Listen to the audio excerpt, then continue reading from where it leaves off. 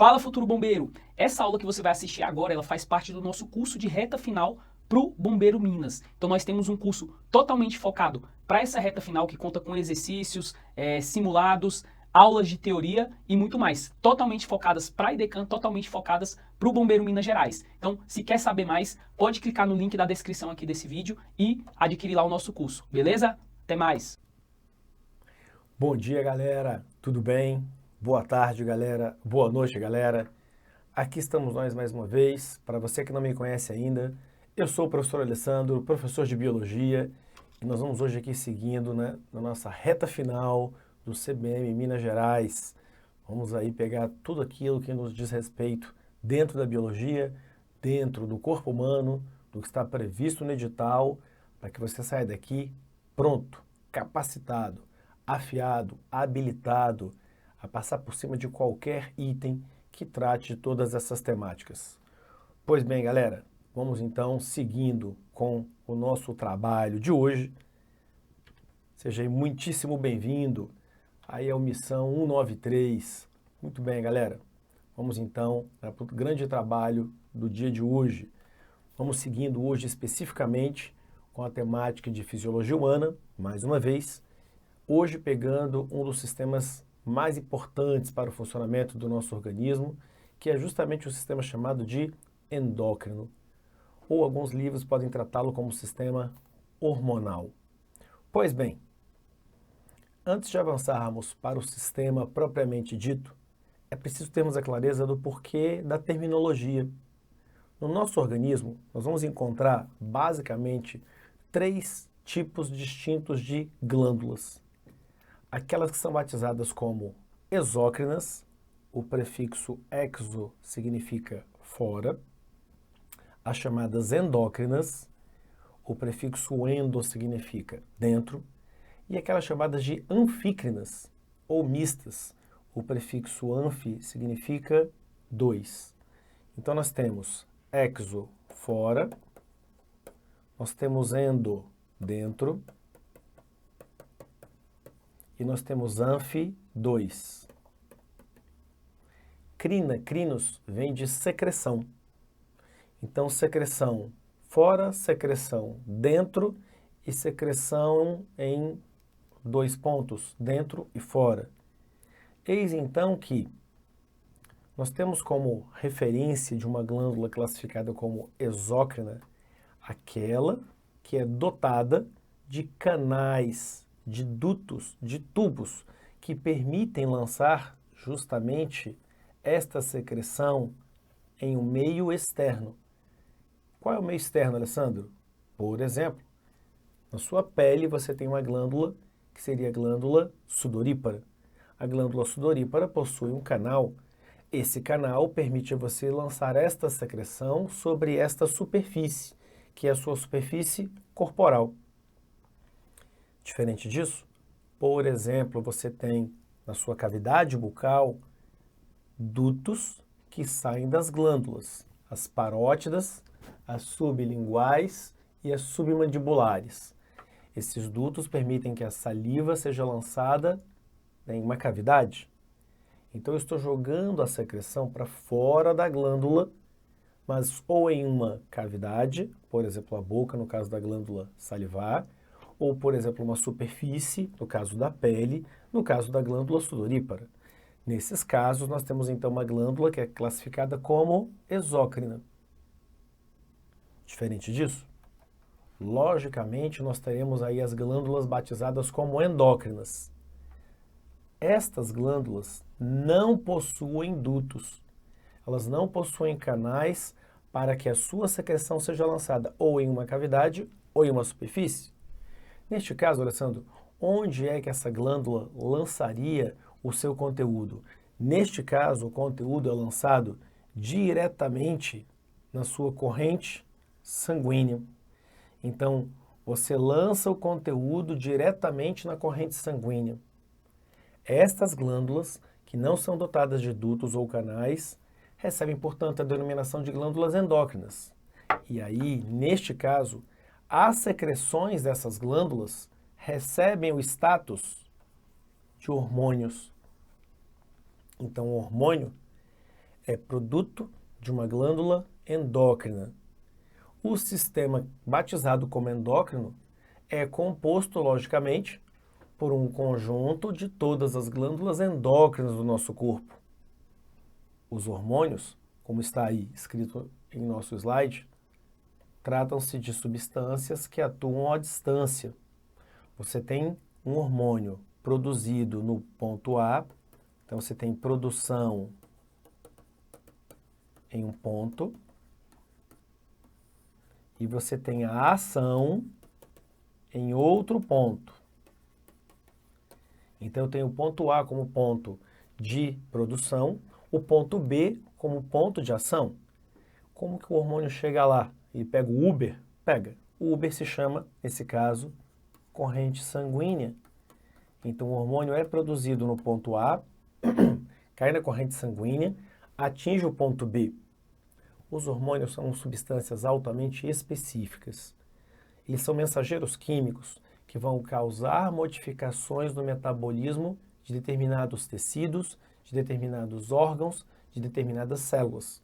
Então você teria um órgão-alvo daquele hormônio, um tecido-alvo daquele hormônio, uma célula-alvo daquele hormônio, ou seja, um local onde eu encontro receptores químicos para que aquela biomolécula possa se conectar, ser absorvida, ser metabolizada e assim alterar o metabolismo daquele órgão em particular, ou daquele tecido, ou daquela célula.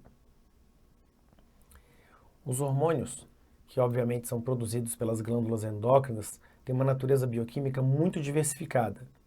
Eu tenho, ora, proteínas, ora, lipídios, ora, pedaços de proteínas que são aminoácidos ou peptídeos.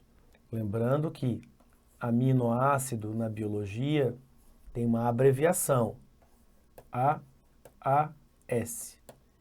Então, a AS é a abreviação, portanto, de aminoácido. Pois bem, finalizando essa parte para efetivamente irmos para os hormônios e as suas respectivas glândulas, aqui nós temos uma ilustração que nos mostra a origem de uma glândula exócrina, a origem de uma glândula endócrina. As duas têm origem no mesmo tipo de tecido, ou seja, no epitélio, um tecido de revestimento. Mas, em um dos casos, existe a conexão ainda com o tecido original e no outro caso não. Houve uma separação entre a glândula e o tecido de origem, que seria o tecido epitelial. Por isso, eu tenho, no primeiro caso, perdão, a manutenção dos canais que vão permitir a eliminação da secreção sobre uma superfície ou em uma cavidade, e no outro caso, sem os canais, que houve uma total separação entre a glândula e o seu tecido de origem, as glândulas exócrinas e as glândulas endócrinas. Alessandro, você citou exemplos de glândulas exócrinas e os exemplos das endócrinas. É o tema da nossa aula de hoje, então não se preocupe. Aqui é a mesma coisa, ainda falando do epitélio, da dobra de tecido que é a invaginação, que é uma dobra para dentro, e aí o surgimento do duto, a manutenção do duto com o epitélio ou não, endócrinas e exócrinas. Pois bem, eis que é o sistema endócrino que hoje realmente nos interessa. Fica aqui o seguinte alerta. O sistema endócrino, ele se caracteriza por uma grande quantidade de hormônios, associada a uma grande quantidade de glândulas. Você precisa ter clareza que esta relação entre o nome do hormônio e o nome da glândula precisa ser conhecido. Para além disso, existem algumas patologias, algumas doenças que acometem esse sistema. E você precisa fazer esta correlação. A patologia A se relaciona ao hormônio A, à glândula A, e assim sucessivamente com as demais patologias. Pois bem, eis então que nós temos aí em tela todo o nosso conjunto de glândulas endócrinas do nosso organismo. Muito bem. bebida aqui uma aguinha. Nós temos aqui então um conjunto de glândulas e está faltando uma ainda. Aqui eu poderia acrescentar um pontinho, porque ela é muito pequenininha. Puxar aqui uma setinha e colocar aqui a glândula denominada pineal. Agora sim, nós temos um bom conjunto, na verdade o conjunto completo de todas as glândulas endócrinas do nosso corpo. Vindo de baixo para cima, começando aqui pela área do playground, nós temos aqui as chamadas gônadas. A denominação gônadas vale. Ela na verdade significa glândulas sexuais. É evidente que eu tenho a glândula sexual masculina, eu tenho a glândula sexual feminina. Então daí nós temos a gônada masculina ou testículo, a gônada feminina ou ovário, sempre, né, aos pares, no caso do testículo, no caso do ovário. Subindo, vindo ali já para a região, né, acima da região pélvica, na região abdominal, eu tenho a nossa única glândula anfícrina, a única glândula mista do seu corpo, o pâncreas. E por que ela recebe esse status? Porque ela produz hormônios que nós vamos listar, mas ela também produz uma secreção que sai por um canal, que seria o suco pancreático, já citado na aula de sistema digestório. Ainda nessa região, sobre os nossos rins, nós encontramos as glândulas que já foram chamadas de suprarrenais, hoje tratadas apenas como adrenais. Então, nós temos aqui, portanto, as glândulas adrenais, e aqui nesta região está o pâncreas, devidamente aí apontado. Subindo um pouco mais, nós teríamos na região aí do pescoço a glândula tireoide e faz parte dela, nós veremos uma figura mais adiante, as glândulas chamadas de paratireoides. Subindo um pouco mais, nós encontramos o que muitos livros vão chamar de glândula mestra ou hipófise, que nos livros mais antigos já foi chamada de pituitária. Nesta região ainda temos o chamado hipotálamo, temos uma imagem que dá maior clareza dessas estruturas, e ainda pineal. Lembrando que, nesse caso dessas três últimas glândulas, aqui o hipotálamo, a hipófise e a glândula pineal, nós temos estruturas que estão incorporadas ao chamado encéfalo, ou seja, encéfalo é tudo aquilo que está dentro da sua caixa craniana. Então existem estruturas que são compartilhadas por dois sistemas. Eu tenho especificamente o sistema nervoso e eu tenho o sistema endócrino. Daí, comumente vocês encontrarão na literatura o termo neurosecreção. A secreção, logicamente, se refere aos hormônios. O neuro se refere às células nervosas. Então, há uma interassociação entre os dois sistemas. O sistema nervoso com o sistema endócrino, por assim dizer.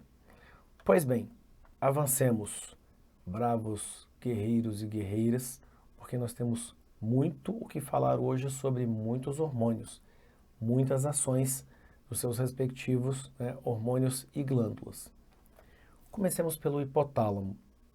Alessandro, onde está o hipotálamo? Vamos pegar aqui uma imagem e aí nós voltamos ali para o texto. Aqui nós temos uma imagem que nos dá clareza de parte da anatomia do sistema nervoso central. Aqui eu tenho a medula espinal, ou espinhal, ou medula nervosa, que está conectada a todo esse conjunto aqui em cima. Tudo isso é o nosso sistema nervoso central, como já visto numa outra aula.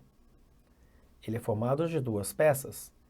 O que está dentro da sua coluna vertebral, medula espinhal. O que está dentro da sua caixa craniana, encéfalo. Só que ele, encéfalo, é subdividido. Já está aqui apontado mesencéfalo, ponte e bulbo. Então, se a gente chamar isso aqui de 1, 2 e 3, 1, 2 e 3 juntos estão formando o tronco encefálico. Vou chamar o número 4 de cerebelo. E tudo que sobrar é o nosso cérebro. Só que ele, cérebro, seria subdividido em telencéfalo, que é essa grande massa maior, mais volumosa.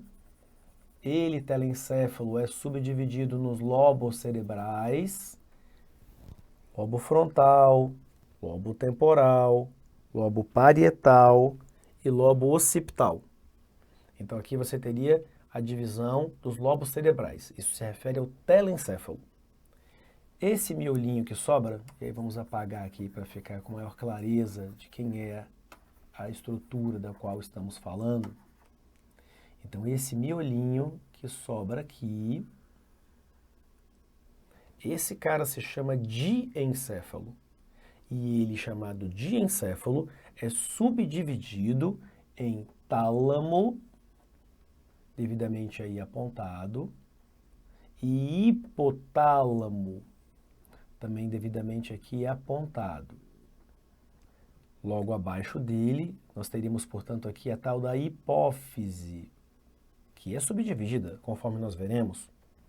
Então, quando eu tenho tálamo mais hipotálamo mais a hipófise, você teria, portanto, uma área do seu cérebro chamada de encéfalo.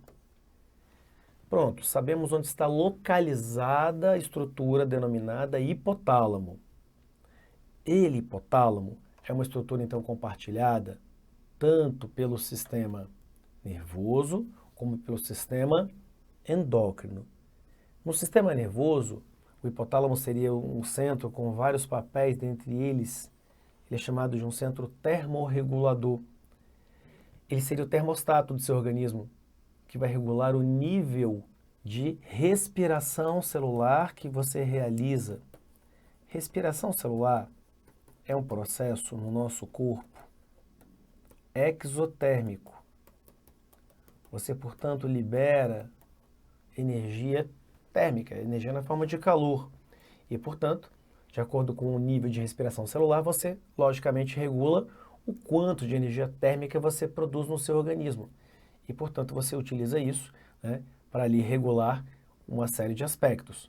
Mas, para além disso, né, como está aqui, sede, fome, libido, tudo isso está relacionado também a essa estrutura. Mas, isso é do ponto de vista nervoso. Do ponto de vista endócrino, o hipotálamo vai secretar 2 hormônios que nós vamos listar. Há 2 substâncias que são produzidas pelo hipotálamo, mas que não são lançadas na corrente sanguínea por ele. Fique muito atento. O hipotálamo vai repassar essas substâncias para uma outra estrutura. E aí caberá a essa outra estrutura a liberação dessas substâncias. A figura aqui nos mostra que há uma relação entre as células do hipotálamo. Então, existe aqui um feixe celular e uma outra glândula chamada hipófise. Especificamente, podendo ser chamada de neurohipófise, como ela é mais conhecida, ou ainda aqui hipófise anterior. Mas o termo mais comum seria, portanto, neurohipófise. Então, o hipotálamo produz, repassa para a neurohipófise, e ela, a neurohipófise, fará a liberação na corrente sanguínea. Pois bem, então, neste caso, nós temos a neurohipófise subordinada ao hipotálamo. Não é ela, a neurohipófise, quem produz o hormônio. Ela vai liberá-lo na corrente sanguínea. Mas quem faz a sua produção seria o hipotálamo. Existem 2 hormônios produzidos, então, pelo hipotálamo e que entrarão nesse aspecto. Isso nos traz para esse slide, com múltiplos hormônios, múltiplas siglas, todas provenientes do inglês. Então, let's bora, ok? Então vejam só, voltando aqui para o nosso slide. Eis então que ele, hipotálamo, produz hormônios e vai passar esses hormônios para a chamada neurohipófise. Existem 2 hormônios que se enquadram nesta condição. Primeiro deles, Antidiuretic Hormone, o ADH, como ele é mais conhecido pela sua sigla. Em português, hormônio antidiurético. Alessandro, o que é diurese? Vimos numa aula de sistema excretor que diurese é a produção de urina. Se há um hormônio chamado de antidiurético, ele está reduzindo o seu nível urinário. Alessandro, por que alguém reduziria a quantidade de urina produzida? Por um motivo simples. Porque a sua ingestão de água naquele dia, naquela janela temporal, foi insuficiente. E se tem pouca água disponível na sua ingestão, e você é um animal terrestre, você não fará um descarte de um grande volume de água. Então você precisa poupar água. Daí a necessidade da substância que é o hormônio chamado de antidiurético. Como já está aqui na própria ilustração, o ADH vai atuar especificamente sobre os túbulos renais, sobre o néfron. E aí é preciso termos a clareza do seguinte aspecto. Vamos só aproveitando aqui este slide vazio. A estrutura de um néfron, você tem o glomérulo, envolvido por uma bolsa que é a cápsula de Bowman, tem uma arteríola aferente para o sangue entrar e a eferente para o sangue sair. Então o sangue entra por aqui e sai por aqui.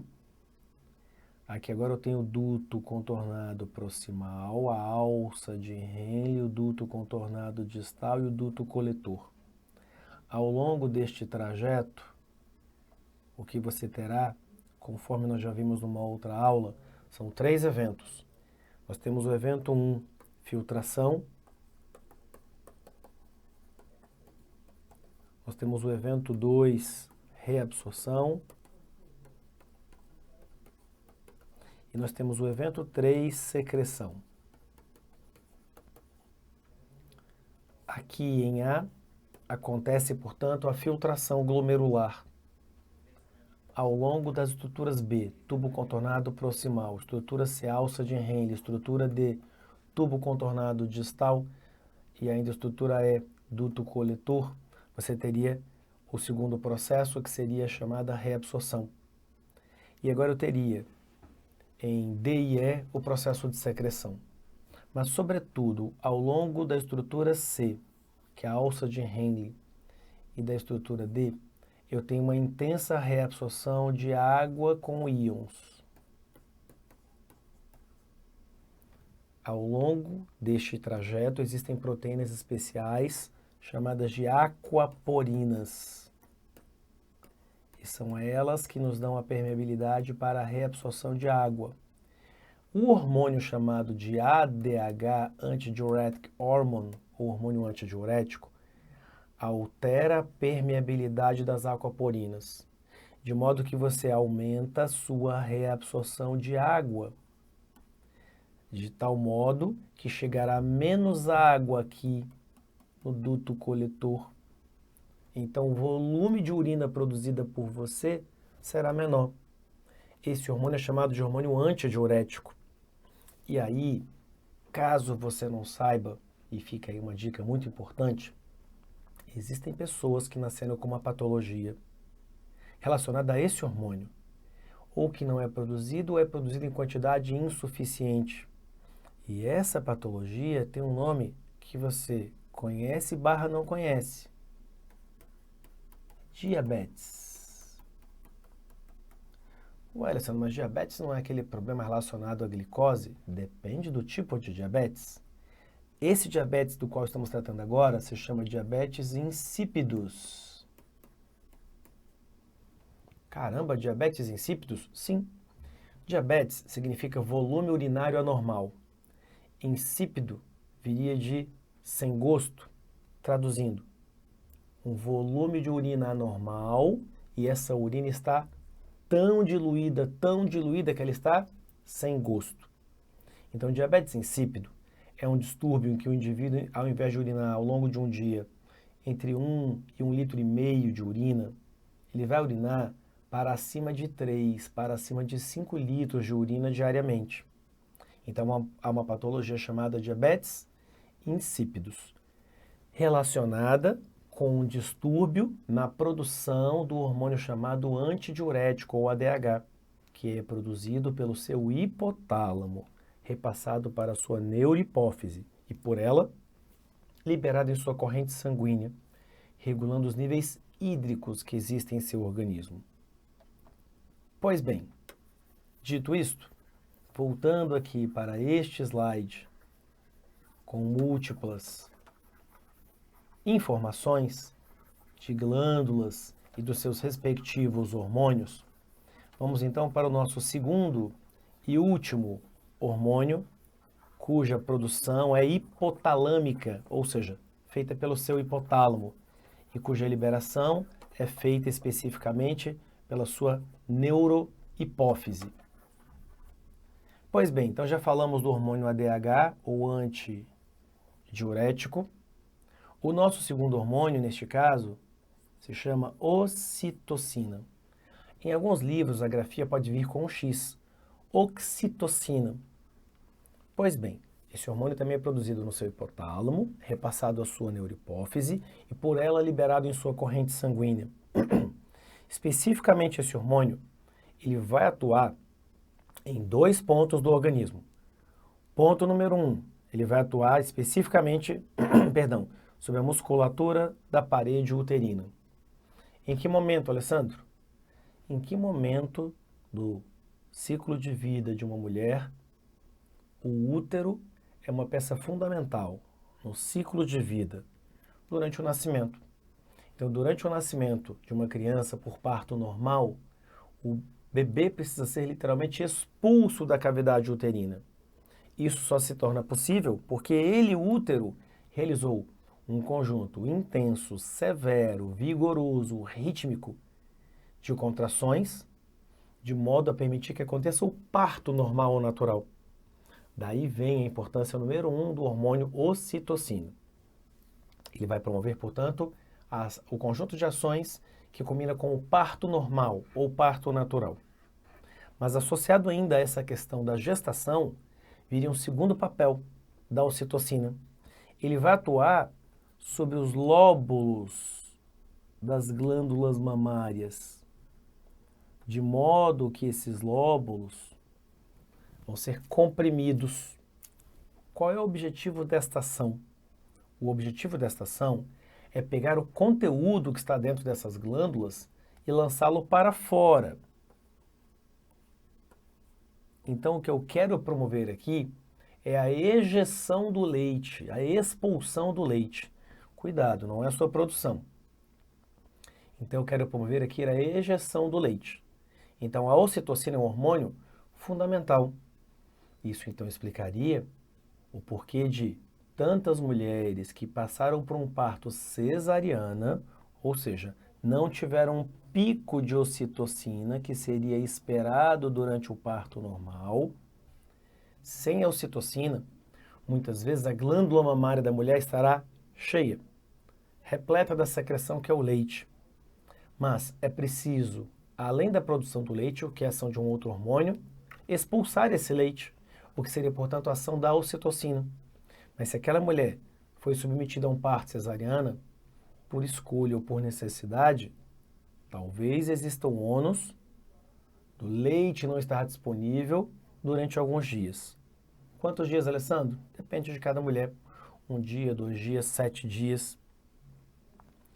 Você terá uma produção gradual de ocitocina.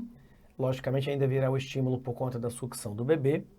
E assim espera-se uma saída, natural, em um volume adequado de leite que atenda às necessidades fisiológicas daquele bebê.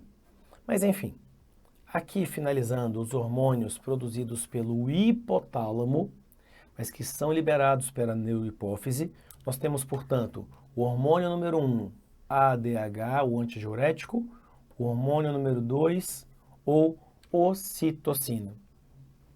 Com um detalhe, o hormônio antidiurético, ou ADH, está fazendo com que você jogue mais água para a sua corrente sanguínea. Então, por conta disso, o volume de sangue se altera. mas você passa a ter mais sangue, só que nos mesmos vasos sanguíneos. A consequência disso é imediata, aumento da pressão arterial, ok?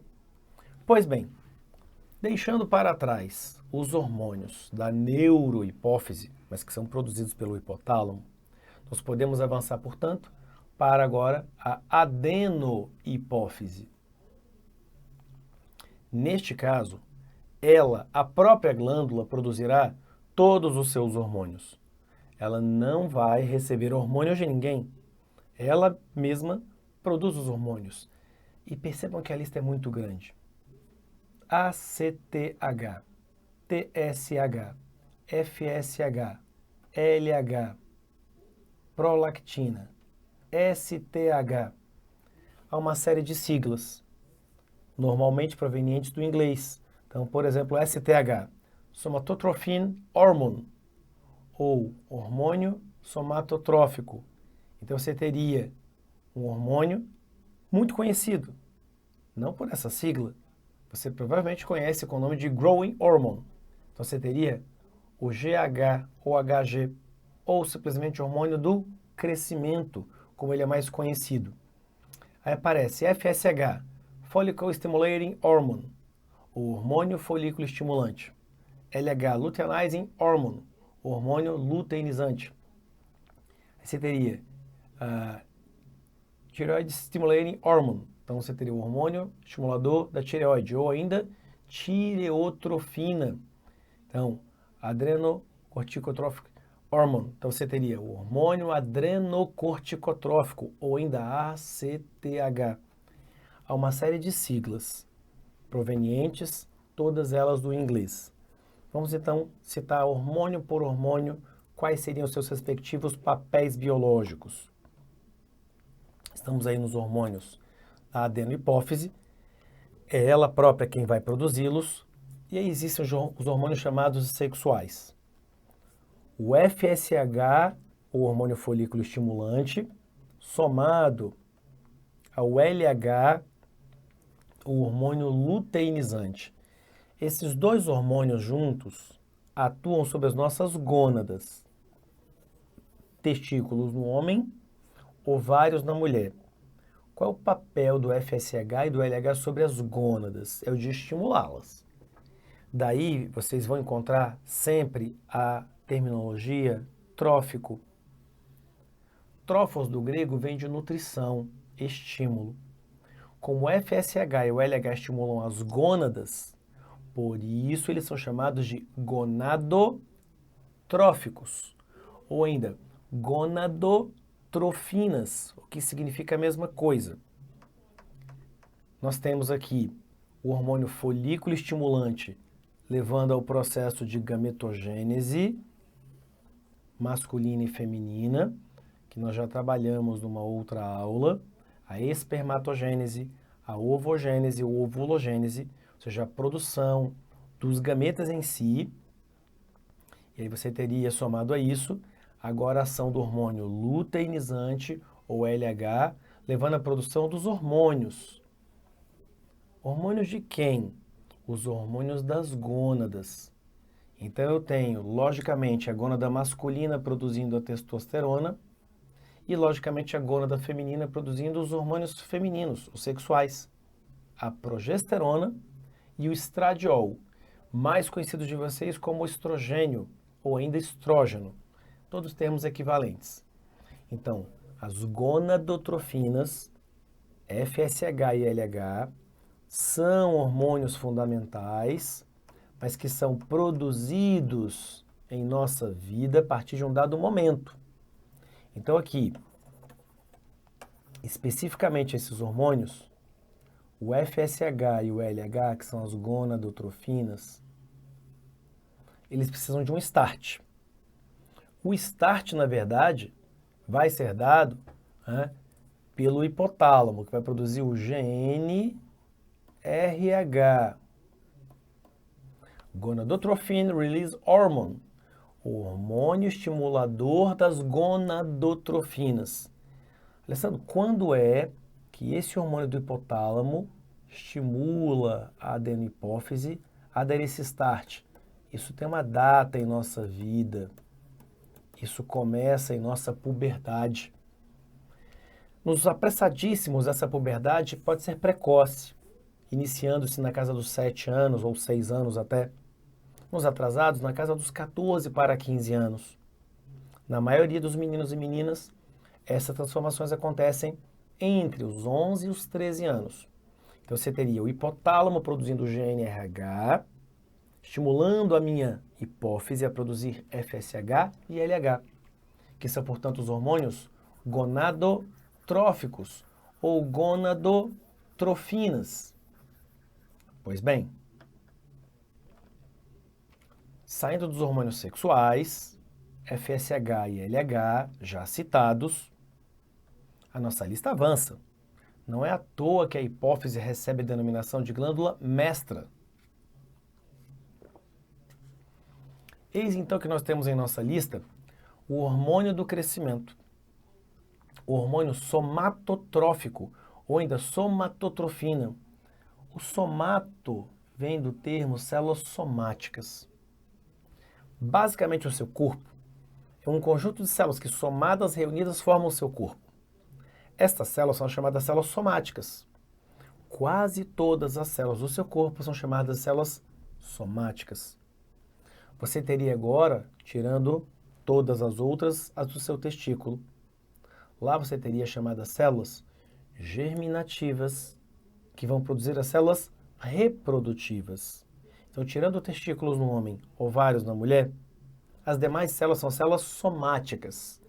Daí, o chamado hormônio do crescimento, GH, HG, ou ainda STH, Somatotrophin Hormone, o hormônio somatotrófico, tem por objetivo turbinar, sobretudo, um processo fundamental, o de síntese proteica. Só que é evidente que eu só consigo sintetizar proteínas se eu tiver, logicamente, a matéria-prima à minha disposição, os aminoácidos, mas eu preciso também de mais energia. Então eu preciso aumentar taxas tanto de respiração celular como taxas de síntese proteica. Mas isso acontece principalmente e não exclusivamente no tecido ósseo e no tecido muscular. Daí você percebe o crescimento do organismo justamente com o hormônio do crescimento. Vale lembrar que existem distúrbios que vão acometer todos os sistemas. O sistema endócrino não será exceção. E eu posso ter aqui um distúrbio que é justamente com a minha glândula hipófise, que pode produzir hormônios em níveis anormais. Situações mais comuns. Menos hormônio do crescimento do que seria o nível normal, numa condição muito severa, que poderia culminar no chamado nanismo. Indivíduos cuja curva de crescimento, a expectativa de crescimento, superaria 1,60 m. E esses indivíduos têm, em média, menos de 1,40 m. Situação oposta, gigantismo. A curva de crescimento, logicamente tem variações, né, em cada país, mas vamos colocar aí que em média você teria um indivíduo com 1,70 m a 1,75 m de estatura. Esse indivíduo supera os 2,10 m, 2,15 m de estatura. Você teria a patologia chamada de gigantismo. E por fim você teria uma outra patologia possível. Normalmente o hormônio do crescimento terá uma ação sobre a estrutura óssea até a maturação óssea, o que acontece entre os 15 até os 20 anos, em média. Depois você não teria mais a ação dele sobre os ossos. Você teria crescimento apenas de cartilagem, por exemplo, no seu nariz, por exemplo, na sua orelha. Mas em algumas pessoas, há ainda hormônio do crescimento em níveis anormais, elevados, mesmo depois dos 18 anos, o que levaria a uma terceira patologia, o crescimento das extremidades do corpo, pés, mãos e cabeça. Seria chamada acromegalia. Pois bem, eis então que a acromegalia já está citada aqui, por exemplo, como também já foi citado o nanismo, como também já foi citado o gigantismo. São patologias associadas aí especificamente ao hormônio do crescimento. Mas vamos seguir aqui com demais hormônios. Estamos ainda na adenopófise. Há um hormônio chamado, portanto, de lactogênico ou prolactina. Eis então que esse hormônio, lacto vem de lactose. Lactose é o carboidrato, é o açúcar encontrado no leite. O gênico viria aqui de gênese, de formação. Então você teria a formação desse hormônio, perdão, a produção do leite através desse hormônio. Esse hormônio, então, ele tem uma ação específica sobre um órgão-alvo, que logicamente aqui será a glândula mamária. E o objetivo aqui é a produção do leite. Então, cuidado. Nós citamos um hormônio que ele era denominado ocitocina. A ocitocina levava à ejeção do leite. A prolactina leva à produção do leite. Então, à medida que a gestação começa a se desenvolver, há uma produção inicial do hormônio prolactina, que vai logicamente aumentando a sua concentração e aumentando a secreção, que seria, portanto, no caso, o leite propriamente dito. Então, é um hormônio cuja ação é conhecida. Avançando ainda com mais hormônios da adenopófise, vem aí o hormônio chamado de tireotrófico, ou tireotrofina, o hormônio estimulante da tireoide. Thyroid Stimulating Hormone, daí a sigla TSH. Cuidado, há uma sigla com inversão. O STH, que era o Somatotropin Hormone, o hormônio do crescimento. Esse é o hormônio estimulador da tireoide. Então a sua glândula hipófise produz um hormônio que estimula a sua glândula tireoide. E aí vai uma outra dica de ouro. Todo o funcionamento do sistema endócrino, ele é baseado no mecanismo que a gente chama de feedback. O que é o feedback? Vamos entender isso. O feedback funciona da seguinte maneira. Imagine a glândula A, a sua hipófise. Ela, hipófise, estimula a glândula B. A glândula B, nesse caso, a tireoide. A hipófise faz isso via hormônio. Então, você teria aqui um hormônio que seria o TSH, e esse hormônio, que é da sua hipófise, faz com que ela, a tireoide, produza os seus próprios hormônios, que eu já vou listá-los. Mas a tireoide começa a produzir o seu hormônio. E é lógico que o nível de hormônios da tireoide vai subindo, porque eu estou estimulando a tireoide a isso. À medida que o nível de hormônio da tireoide sobe, isso atua de modo a inibir os hormônios da sua hipófise. Então, a secreção da glândula B, então vamos chamar a hipófise de glândula A e tireoide de glândula B, a secreção da glândula B inibe a secreção da glândula A. Isso é o chamado mecanismo de retroalimentação ou feedback. Então, o mecanismo de feedback é esse. A secreção da glândula B inibe a secreção da glândula A. É assim que o sistema endócrino vai se autorregulando, por assim dizer. Então, o mecanismo de feedback é justamente esse mecanismo em que a secreção de uma glândula inibe a outra. Alessandro, se for o contrário, tem pouco hormônio da tireoide. Isso estimula a sua hipófise a produzir mais hormônio estimulador da tireoide. Isso é o que a gente chama de mecanismo de feedback. Pois bem, então já falamos aí do hormônio tireotrófico. Avançando para mais hormônios, ainda da adenopófise, nós temos aqui o hormônio adrenocorticotrófico. O que é isso, Alessandro? Adreno vem de glândula adrenal. O cortico vem de córtex. Todo o tecido possui duas regiões. Uma região mais externa, que é o córtex, uma região mais interna, que é a medula.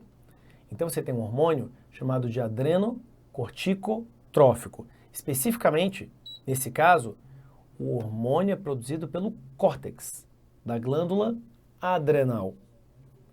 Então você tem um hormônio que vai estimular a glândula adrenal. Então é a sua hipófise estimulando a glândula adrenal. E aí nós vamos listar os hormônios da glândula adrenal. São chamados hormônios do estresse. Nós já havíamos citado os hormônios que são produzidos pelo hipotálamo e que são liberados especificamente pela sua neurohipófise. A ocitocina, como nós já citamos, vai atuar sobre o útero, vai atuar sobre os galactóforos, que são os dutos das glândulas mamárias, durante o parto. E já citamos o hormônio ADH, ou antidiurético, que alguns livros mais antigos também vai nomear vasopressina, como já foi dito, porque você eleva o volume de urina, né? Você regula, né, o volume de urina produzido, reduzindo o volume. No caso da patologia, o diabetes insípidos, você teria uma elevação do volume justamente por falta do hormônio. Pois bem, aqui encerramos a hipófise, chamada de glândula mestra, associada ao hipotálamo, mas logicamente a outras glândulas. Glândula famosa, tireoide. A tireoide produz, basicamente, 3 hormônios. Vamos conhecer aqui 2 deles.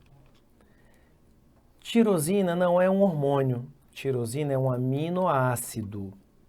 Para você que não se lembra, aqui eu tenho um carbono central ou carbono alfa ligado a um grupo amina NH2, ligado a uma carboxila C-OH, ligado a um hidrogênio.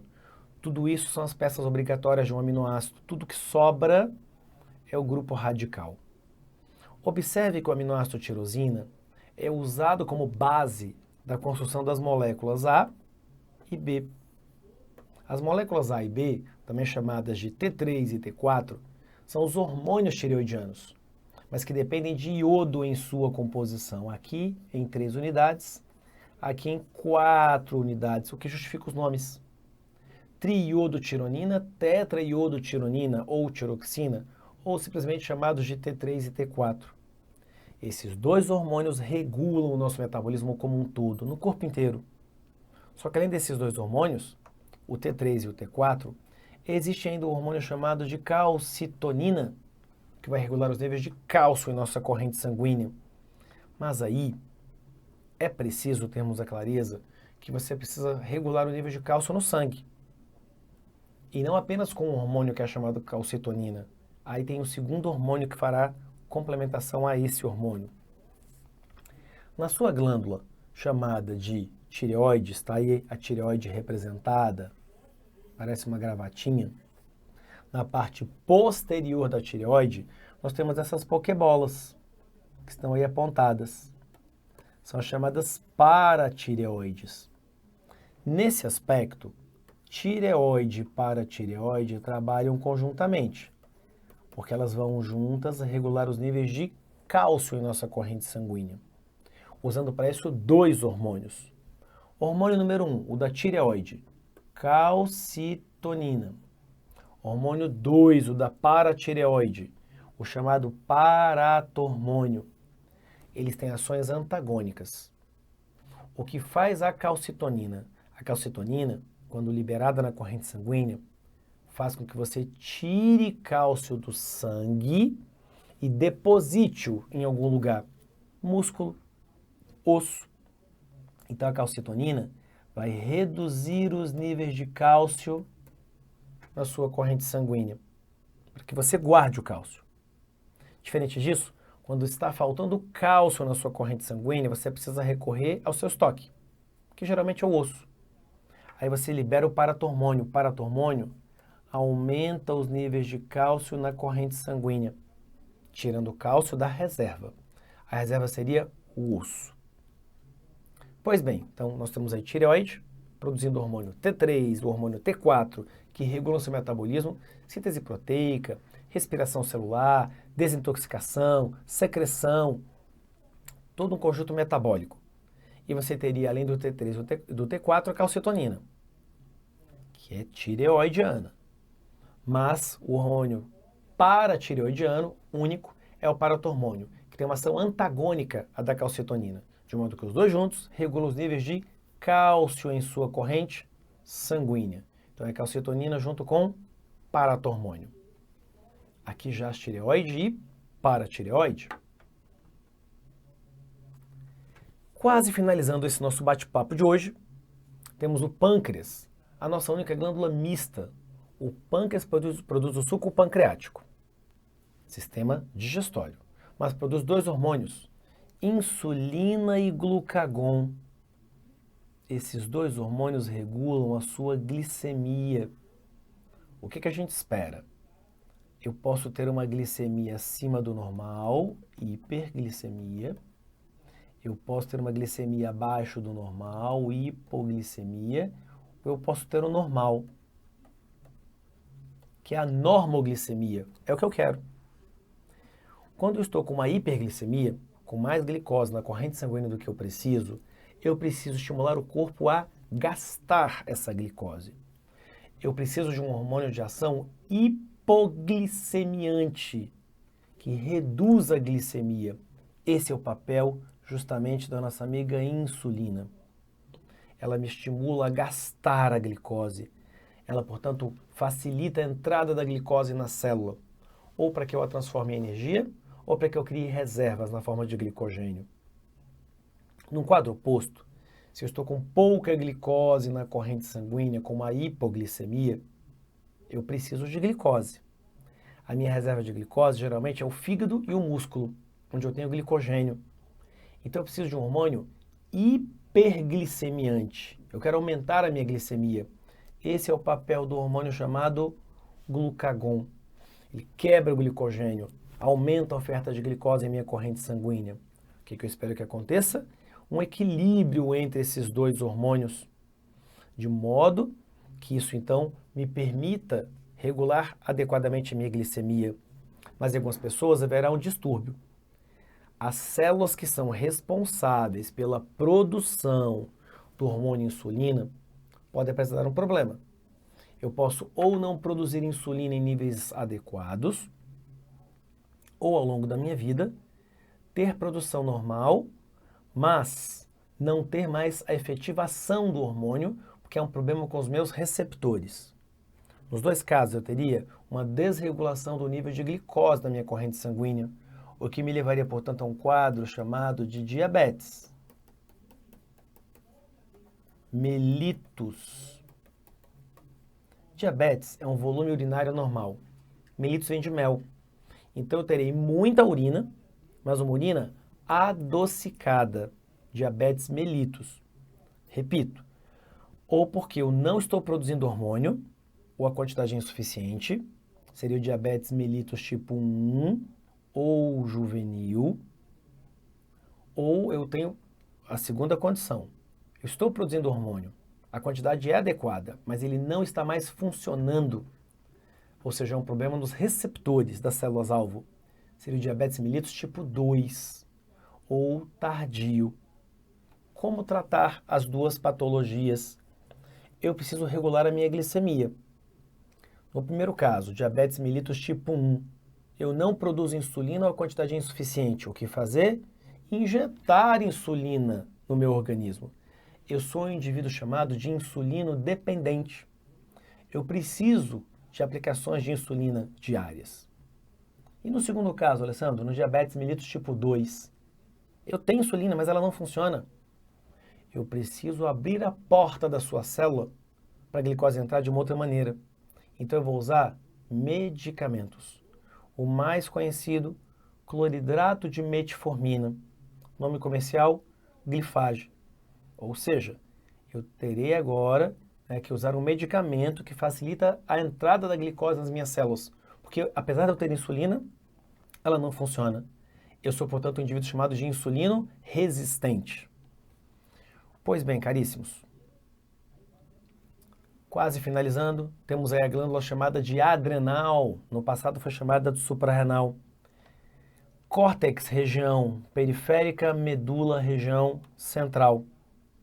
Por que essa diferenciação, Alessandro? Porque existem hormônios do córtex e hormônios da medula. São chamados hormônios do estresse. Então aqui eu tenho na adrenal, que é a glândula, o hormônio mais famoso, a adrenalina. E a sua prima, noradrenalina. Cuidado, você pode encontrar nos certames um outro nome. No lugar de adrenalina, epinefrina são sinônimos. No lugar de noradrenalina, norepinefrina são sinônimos. Aqui uma lista das principais modificações fisiológicas causadas por esses dois hormônios juntos. Vou aumentar a oferta de glicose na sua corrente sanguínea. Vou mandar mais sangue para todo o seu organismo. Vou dilatar vasos sanguíneos do seu músculo porque eu quero que sangue chegue lá com mais oxigênio, com mais glicose, para que você tenha condições de gerar uma resposta física vigorosa. Vasoconstrição da pele. Não é importante ter sangue na pele no momento de luta, no momento de fuga. E dilatação da pupila, para que você observe melhor o ambiente à sua volta. Esse conjunto de modificações se dá por os hormônios da medula da glândula adrenal. Mas à medida que isso acontece, eu preciso me preparar para possíveis danos, para possíveis lesões. Então agora eu tenho os hormônios do córtex da adrenal, os chamados corticoides. De um lado, os glicocorticoides, o cortisol, cuja ação fundamental é anti-inflamatória, reduzir dor e desconforto. E do outro lado eu tenho os mineralocorticoides, na figura da aldosterona, que vão aumentar a sua reabsorção de íons, sobretudo de sódio, porque é um íon fundamental para o seu impulso nervoso. Então existem hormônios do córtex e hormônios da medula. Todos eles atuando em conjunto são chamados hormônios do estresse. Por fim, nós temos a glândula pineal, que foi citada lá no início desse nosso bate-papo, e vai produzir um hormônio chamado de melatonina. Esse hormônio vai regular justamente os intervalos de sono do seu organismo. Você precisa de intervalos de sono para que esse carinha aqui, encéfalo, busque os devidos ajustes. Está aqui a localização da glândula pineal, que vai produzir um hormônio chamado de melatonina, que é o seu hormônio do sono, para que você tenha uma janela de tempo para fazer autorregulações nervosas e endócrinas. Muito bem, caros. Eis então que, finalizando o nosso bate-papo, está aqui uma figurinha mostrando o que acontece ao longo de um ciclo menstrual. Estamos falando dos hormônios produzidos tanto lá pela sua hipófise, a figura do FSH, hormônio folículo estimulante, mas o LH, hormônio luteinizante, que vão atuar tanto sobre a sua cavidade uterina, como sobre o seu ovário. E ele, ovário, uma vez estimulado, vai produzir dois hormônios, o estrógeno, também chamado de estradiol, ou estrogênio, e a progesterona. O objetivo desse conjunto de 4 hormônios: preparar o corpo de uma mulher para uma possível gravidez. Eis que o hormônio folículo estimulante leva ao crescimento de uma bolsinha chamada folículo, ou folículo de Graafier, ou folículo ovárico, ou folículo ovariano. Dentro do folículo, eu tenho um gameta em formação, denominado ovócito, que já foi primário, depois vira ovócito, vamos complementar aqui, secundário, que é liberado. Quem faz com que essa bolsinha venha se romper é o hormônio chamado de LH, ou luteinizante, que transforma o que era folículo numa nova estrutura, chamada de corpo amarelo. O corpo amarelo passa a produzir o hormônio chamado de progesterona. Mas antes da progesterona havia o estrógeno, e foi o estrógeno que fez crescer o endométrio, a parede uterina, tornando-a espessa, rica em vasos sanguíneos. E a progesterona vai mantê-la íntegra. Mas não acontecendo gravidez, o corpo amarelo degenera, vira corpo branco e morre. Para de ter progesterona. Se para de ter progesterona, haverá descamação do endométrio, portanto haverá o fluxo menstrual. seriam, portanto, os hormônios aqui específicos, justamente desse período da vida de uma mulher. Aqui, de maneira simples, o que nós temos é um conjunto de ilustrações mostrando ali o sistema nervoso central, na figura do GnRH, o hormônio estimulador das gonadotrofinas, que vai estimular a produção de LH e de FSH. E aqui, o de 0 a 26 se refere especificamente aos dias do ciclo menstrual, não aos dias do mês, por assim dizer. E aqui as curvas coloridas me mostram o que acontece com os hormônios ao longo de todo o mês, ao longo do ciclo menstrual. A produção de FSH leva o folículo a crescer. O LH leva o folículo a romper, levando à ovulação. Mas ele, folículo, produzia estrógeno, que está aqui como estradiol. Ele, estrógeno, fez com que o endométrio ficasse espesso. O que era folículo virou corpo amarelo, ou corpo lúteo, que leva à produção de progesterona, que está subindo. Mas basicamente a progesterona fará com que o endométrio seja mantido. Mas uma vez que aconteça a degeneração do corpo lúteo, a queda de progesterona, que portanto culmina em uma nova descamação do endométrio. Este foi um hiper, mega, master, blaster, plus, né? Resumo do que seria um ciclo menstrual, que logicamente tem muito mais do que isso. Mas aqui, nesse nosso bate-papo de hoje, ficamos por aqui. E aí, meus caros, para que vocês jamais se esqueçam, muito em breve esse brasão estará aí no seu uniforme, seja no peito, seja no braço. Muito em breve estará você integrando o CBM Minas Gerais. E todos os dias, o mesmo dizer estará na sua mente: vidas alheias salvar. Meus caros, era isso para hoje. Espero tê-los ajudado. Um grande abraço, bons estudos. Tchau, tchau.